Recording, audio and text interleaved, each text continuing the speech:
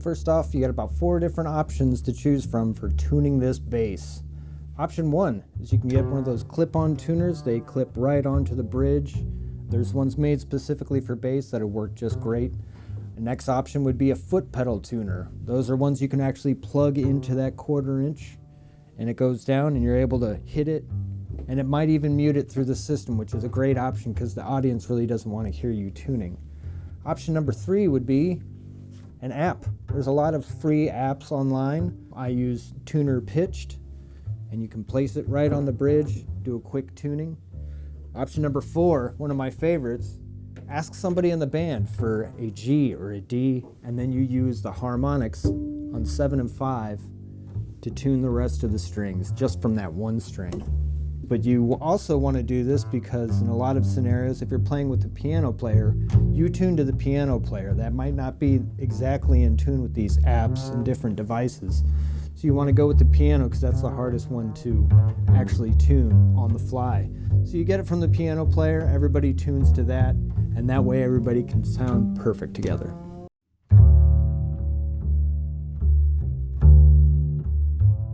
All right, so we're gonna tune with the phone app at first and go through the harmonics. A good thing to note is when you do this, you're doing it very lightly, you're not playing very heavy.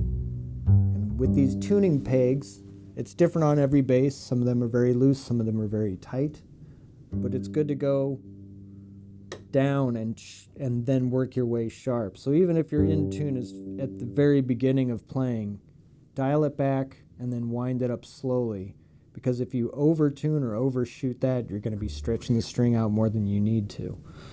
So when we're finding that, we want to start a little bit lower and slowly work our way up to it.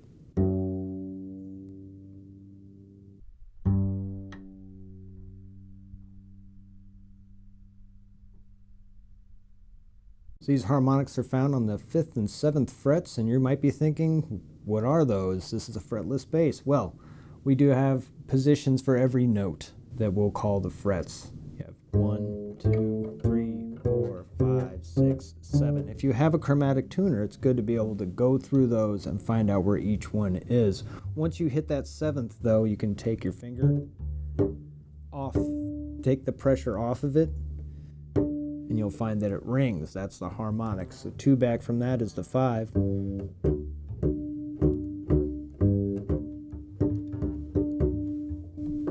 And then you can make them match up with those frequencies.